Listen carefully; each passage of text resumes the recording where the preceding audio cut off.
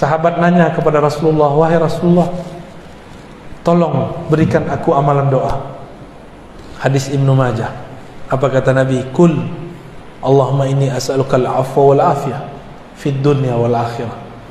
Ya Rabb, berilah aku afwa, maaf, wal 'afiyah, keselamatan di dunia dan di akhirat. Dunia badannya sehat, di akhirat husnul khatimah. Udah seminggu sepekan dia datang lagi kepada Rasulullah, tanya, wahai Rasulullah, ajarkan aku. Diajarkan doa yang sama. Udah seminggu lagi datang lagi kepada Rasulullah, Nabi masih mengajarkan yang sama. Lalu sahabat ini protes, wahai Rasulullah, emang gak ada doa lain? Ini murid ini kadang nafsu, pengen wiridan banyak, pengen dapat talqin zikir, pengen dapat ijazah, nafsu zikir kok pakai nafsu. Akhirnya Nabi mengatakan, wahai sahabatku, adakah yang lebih sempurna daripada afwa dan afiyah? Bukankah afwa mencakup seluruh urusan duniamu, afiyah mencakup semua urusan akhiratmu?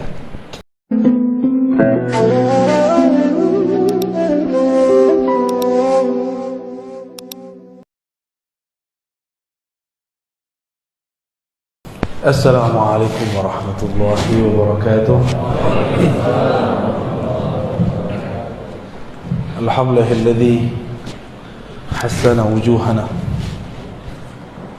walhamdulillahilladzi hassana akhlaqana walhamdulillahilladzi ja'alana min ummati sayyidina Muhammad sallallahu alaihi wasallam. Amma ba'du. Qala an-nabiy sallallahu alaihi wasallam, man kana akhiru kalamihi la ilaha illallah dakhala al-jannah. Wa qala sallallahu alaihi wasallam fima rawahu al-Bukhari, inna Allah harrama 'ala an-nar an tamussa man qala la ilaha illallah min qalbihi aw nafsihi, atau kama qala sallallahu alaihi wasallam. Bapak Ibu yang bukan Allah, jemaah subuh meskipun hujan masih datang, semoga rintik-rintik hujan yang mengenai kita dapat memadamkan api nerakanya. Amin ya rabbal alamin. Tema kita tentang husnul khatimah. Husnul khatimah bahasa Arab artinya husnu, bagus. Khatimah, penutup. Penutup yang bagus. Kalau kita kerja supaya bagus, keluarnya gimana? Bagus laporannya. Maka orang-orang yang sering melaporkan apa yang dia lakukan dengan baik, dengan jujur, orang ini akan keluar dari tempat bekerjanya dengan cara yang baik. Sama, ruh ini sedang diperintah Allah, dia ada pekerjaannya. Jangan sampai dia ditipu oleh nafs jiwa. Maka jiwanya harus naik dari jiwa al-ammarah bisu. Jadi jiwa itu ada banyak tingkatannya. Kita sudah sering dengar. Ada jiwa yang menyuruh kepada keburukan, disebut ammarah bisu. Ini jiwa-jiwa yang ruhnya terhalang untuk mengenal Allah, disebut dengan an-nafs al-ammarah bisu. Ammarah bukan amarah. Ammarah berarti alladhi yukthir al-amr, yang banyak memerintah, yang banyak menyuruh. Jiwa kita ini sangat liar, karena dalam riwayat Israiliyat ada satu riwayat yang bagus, meskipun secara kualitasnya tidak sampai sahih. Cuma ulama kita mengatakan maknanya sahih sesuai dengan ayat-ayat ini. Tatkala Allah menciptakan nafs, maka Allah mengatakan aqbil, wahai jiwa, melihatlah kepadaku, menghadaplah kepadaku. Fala yuqbil, tapi dia tidak mau menghadap. Lalu Allah katakan lagi, ya nafs aqbil, wahai jiwa, menghadaplah kepadaku. Tapi jiwa itu tidak mau juga, pantang disuruh-suruh. Akhirnya Allah laparkan jiwa, Allah puasakan jiwa dari makanan-makanannya. Lalu Allah mengatakan, ya nafs aqbil fa aqbala. Wahai jiwa, menghadaplah. Barulah jiwa itu menghadap kepada Allah Subhanahu wa ta'ala. Jadi cara untuk mendidik jiwa ini supaya dia naik dari yang paling rendah, ammarah, minimal naik ke lawamah, itu puasa. Puasa di situ bukan hanya puasa zahir, tapi juga puasa batin. Nafs itu ada penyakit di dalamnya, sombong. Puasa dari kesombongan. Nafs itu pengen didengar selalu, tidak mau mendengar orang. Nafs itu pengennya ditaati, tapi tidak mau mentaati.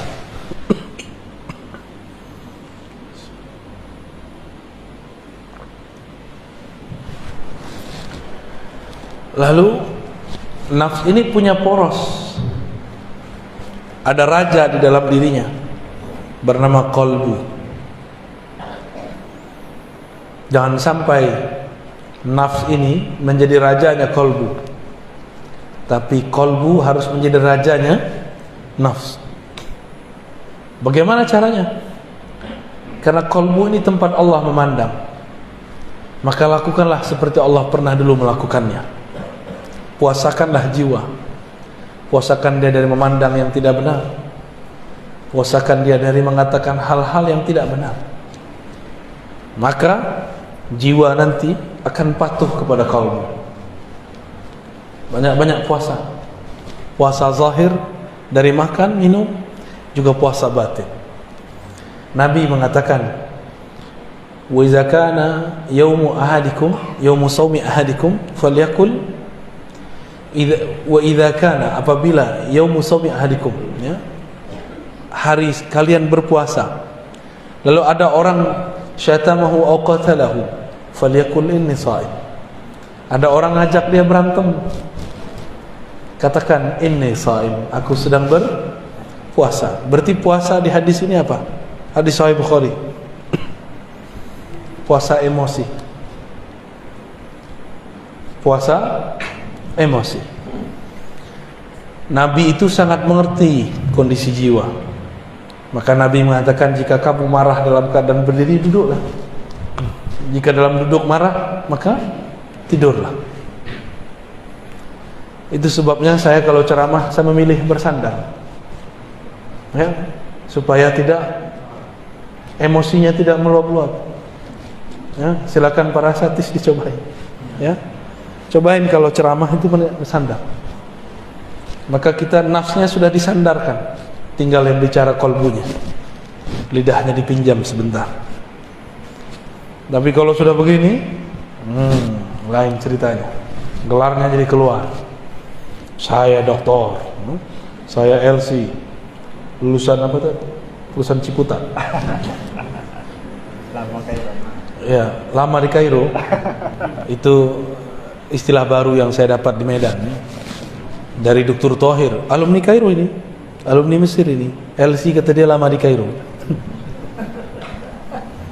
Kalau MM masih di Medan. Jadi si jiwa ini harus dipuasakan terus, nanti dia naik ke lawamah. Apa ciri-ciri jiwa kita sudah naik ke lawamah?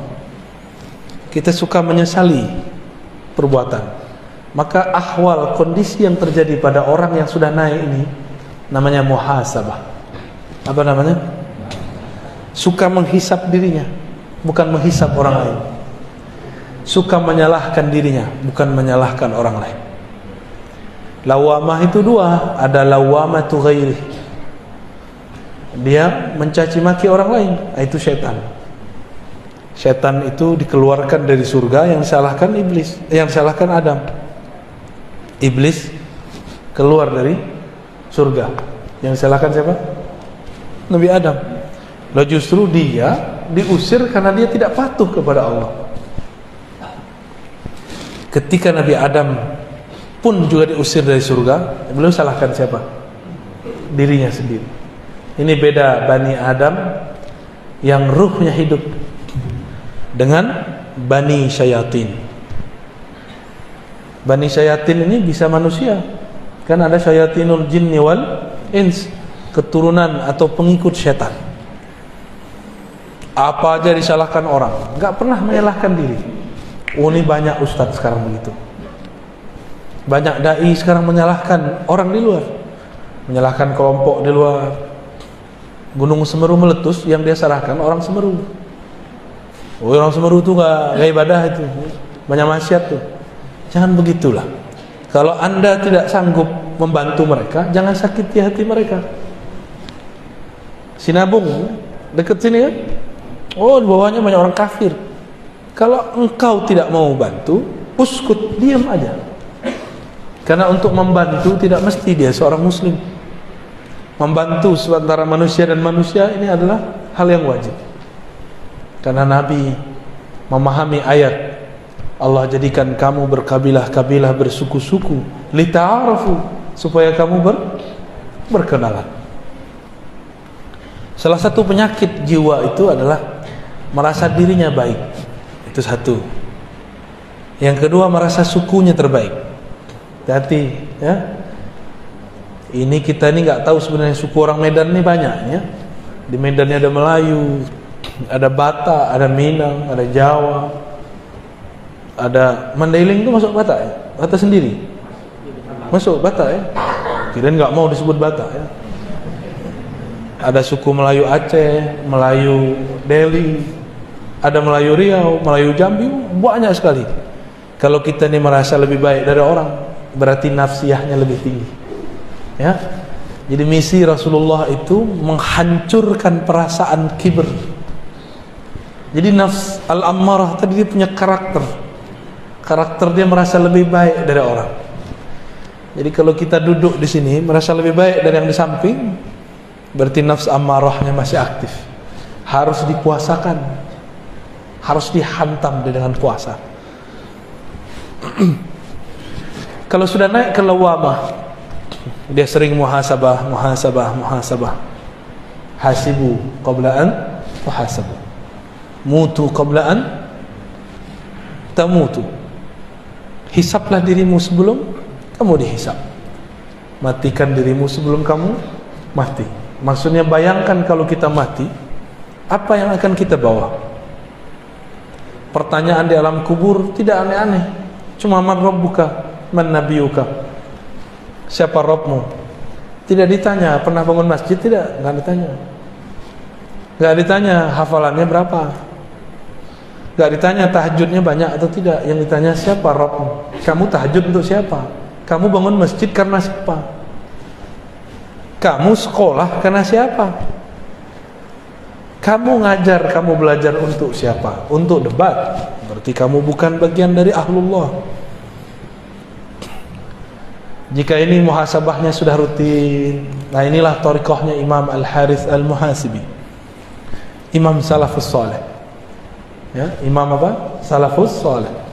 Jadi semenjak zaman Salafus Saleh sudah ada imam yang mengajarkan thariqah muhasabah. Imam Al-Muhasibi mengajarkan murid-muridnya, sebelum tidur ingatlah semua aktivitas kita sebelum tidur, mulai dari bangun sampai mau tidur lagi. Jika ada tergores di hati, minta ampun kepada Allah. Jika ada kebencian masuk ke hati, minta kepada Allah supaya dicabut. Jika ada dendam di hati, emosi, minta kepada Allah supaya Allah menentramkan qalbu. Itulah amalan Imam Al-Harith Al-Muhasibi. Ternyata beliau ini mengamalkan amalan sahabat yang dulu Sayyidina Abdullah bin Umar penasaran kepada dia. Dilihat-lihat ternyata tahajudnya sedikit, sedekahnya tidak banyak, baca Qur'annya juga standar. Setelah 3 hari Abdullah bin Umar bertanya, kata Rasulullah, engkau ini ahli surga, tapi aku tidak melihat amalanmu banyak. Lalu Abdullah bin Umar bertanya, apa ma sya'nuka? Amalan kamu apa gerangan? Dijawab oleh sahabat ini, disembunyikan namanya. Tidaklah aku mengambil tempat tidurku kecuali aku membuang semua kebencian, semua goresan, semua dendam dari kolbuku. Jadi dia tidur gak bawa dendam, dia tidur tidak bawa kesombongan, dia tidur dalam kerendahan hati, kehinaan jiwa. Disitulah dia kemudian minta ampun kepada Allah. Baru dia mengatakan, Bismikallahumma ahya wa amut. Ya Allah, dengan namamu yang maha agung, aku hidup dan aku minta ditidurkan. Kalau ini sudah rutin naik ke nafs al-mulhamah. Mulhamah ini orang sudah mulai berdialog dengan jiwanya, dengan kolbunya. Nabi pernah bersabda, istafti qalbak, bangunlah dialog dirimu dengan dirimu. Istafti qalbak, hadis Tirmizi. Kita mau ngapa-ngapain, sholat dulu, sholat istikharah. Tanya kepada Allah, tanya ke dalam diri, karena Allah berbicara ke dalam diri kita. Ini istikharahnya cuma mau nikah ya? Mau kerja nggak istikharah? Mau berguru nggak istikharah? Lebih penting menikah atau berguru? Lebih penting menikah apa berguru? Berguru. Menikah bisa cerai, berguru tidak boleh cerai. Sampai kiamat pun kalau bisa tidak bercerai. Tapi kalau nikah nggak cerai hidup, cerai mati. Iddahnya 4 bulan 10 hari. Benar. Tapi cerai dengan guru, iddahnya sepanjang masa. Bahaya nggak? Ya? Maka berguru harus istikharah. Istikharah itu artinya istikharah, meminta agar Allah memilihkan. Allah makhtarli wa la tukhayyirli. Ya Allah, pilihkan untukku, jangan engkau membiarkan aku memilih untuk diriku sendiri. Sudah beristikharah mau cari guru? Belum ya? Kalau sama istri bisa tengkar, sama guru nggak boleh tengkar. Ya, sama pasangan bolehlah kita ngambek sebentar, sama guru ngambek sebentar, itu murid durhaka, berbahaya. Ya, istikharahlah. Nah, mulai bangun komunikasi dengan kolbu. Saya istikharah setiap kali mau ngajar. Jadi kalau tambah sering ngajar, saya tambah sering istikharah. Saya tanya, ya Allah, apa yang saya mau ajarkan? Tolong gerakkan lidah ini, pancarkan dari kolbu kami nurmu. Hanya engkaulah yang mampu berbicara, hanya engkaulah yang menggerakkan kolbu. Di situ saya baru baca assalamualaikum. Jadi nol dulu kita, baru kita bicara. Ya, nah itu coba amalkan Pak. Sebelum tidur, kesel sama pasangan, marah sama anak, tidak baikan dengan tetangga, bermusuhan, iri dengki dengan teman bekerja, dibuang semua. Jika pernah kita menyakiti mereka, mintakan ampun kepada Allah, kirim Fatihah untuk mereka, katakan ya Rabb, tumbuhkan ridha dalam kalbu orang yang musuhiku, dan jadikan aku orang yang fi qalbi salamah, di dalam kalbuku ada salamah, keterbebasan daripada penyakit-penyakit kalbu. Satu kali Nabi Muhammad sallallahu alaihi wasallam mengatakan, Allahumma inni a'udzubika min an uradda ila ardhil umr wa a'udzubika wa as'aluka salamata sadr wa a'udzubika min su'il sadr. Hadis ini ada di Bukhari, ada di Muslim, ada yang terpisah, ada yang digabung. Nabi sallallahu alaihi wasallam mengatakan, ya Allah, aku berlindung kepada Engkau dikembalikan kepada masa yang hina sebelum kami meninggal. Ya, boleh pakai bahasa Indonesia ya, kalau nggak hafal bahasa Arabnya. An uradda ila ardhalil umur, dikembalikan kepada keadaan umur yang hina. Anak kecil tidak bisa apa-apa, ngapain saja harus dibimbing, harus dibantu. Maka dikembalikan masa seperti itu disebut arzalil umur. Kalau ada di antara keluarga kita sudah begitu, maka katakan, ya Allah, ikhtim lana bihusnil khatimah. Keadaan ini sudah takdir Engkau, kami ridha ya Allah, tapi tetapkanlah kami dalam husnul khatimah. Kembali ke hadis tadi. Hadis ini berkaitan dengan surat Yasin, wa man nu'ammirhu nunaqqishu fil khalq. Siapa yang kami panjangkan umurnya, kami kembalikan dia seperti semula jadi. Dulu tidak bisa bicara, sekarang susah bicara. Tidak bisa jalan, sekarang nggak bisa jalan. Maka jangan minta panjang umur, minta saja al-afwa wal afiyah. Sahabat nanya kepada Rasulullah, wahai Rasulullah, tolong berikan aku amalan doa. Hadis Ibnu Majah. Apa kata Nabi? Kul Allahumma inni as'aluka al-afwa wal afiyah fid dunya wal akhirah. Ya Rabb, berilah aku afwa, maaf, wal afiyah, keselamatan di dunia dan di akhirat. Dunia badannya sehat, di akhirat husnul khatimah. Udah seminggu sepekan dia datang lagi kepada Rasulullah, tanya, wahai Rasulullah, ajarkan aku. Diajarkan doa yang sama. Udah seminggu lagi datang lagi kepada Rasulullah, Nabi masih mengajarkan yang sama. Lalu sahabat ini protes, wahai Rasulullah, emang gak ada doa lain? Ini murid ini kadang nafsu, pengen wiridan banyak, pengen dapat talqin zikir, pengen dapat ijazah, nafsu zikir kok pakai nafsu. Akhirnya Nabi mengatakan, wahai sahabatku, adakah yang lebih sempurna daripada afwa dan afiyah? Bukankah afwa mencakup seluruh urusan duniamu, afiyah mencakup semua urusan akhiratmu? Orang tuh mikir. Jadi orang Arab aja kadang nggak paham. Selevel sahabat Nabi masih bertanya, apalagi kita. Orang-orang yang sudah sampai di level ini, dia mulai tahu penawar ketenangan kolbunya. Apa yang membuat kolbu gelisah? Kolbu ini kan diartikan qalb, sesuatu yang bergerak.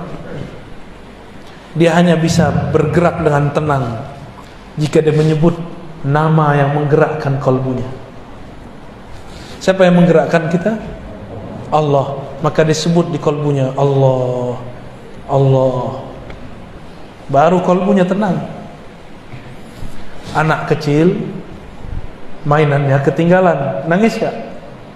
Oh, bisa pukul-pukul badannya, bisa guling-guling. Mainannya kolbu cuma satu, zikrullah, menyebut nama Allah. Kalau di sini sudah rutin, sudah sering berdialog dengan kolbu, sudah tahu obat penawar gelisahnya kolbu, yaitu zikrullah, maka orang ini naik ke makom yang tadi ayatnya dibaca.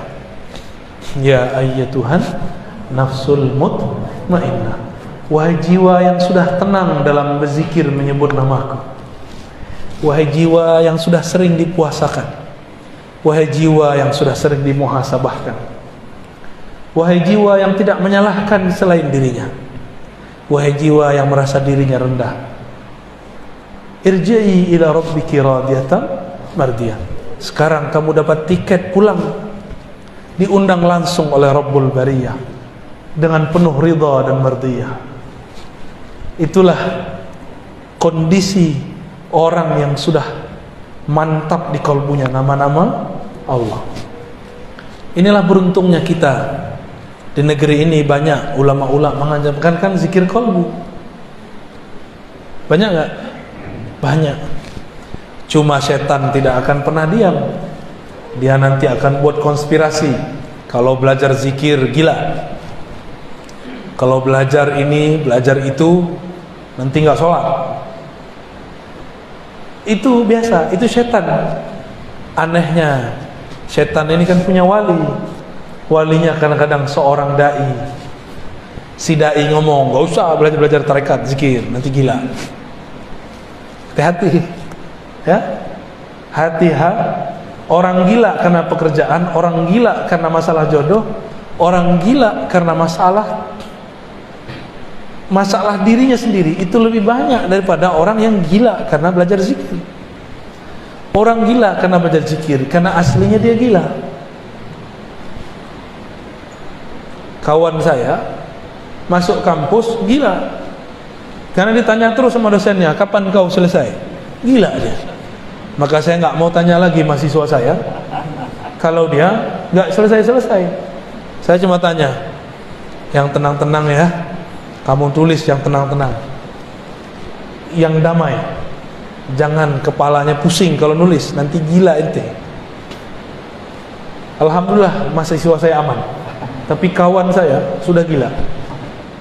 Sebenarnya saya nggak enak badan Pak, tapi karena janji harus ditepati, saya minta kepada Allah, ya Allah berikan saya kekuatan.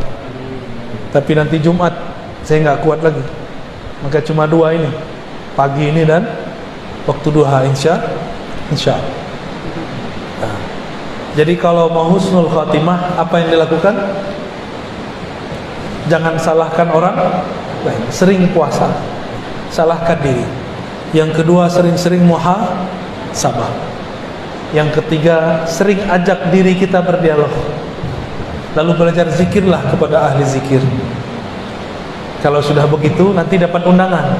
Jadi husnul khatimah itu undangan dari Allah. Irji'i ila rabbiki radiyatan mardiyyah. Allah yang undang. Maka saya tutup dengan hadis Nabi. Nabi mengatakan, man kana akhiru kamamihi la ilaha illallah, siapa yang akhir kalamnya la ilaha illallah, dakhalal jannah, pasti masuk surga. Ada anak muda nanya, tamatan lama di Kairo, LC juga. Apa kata dia?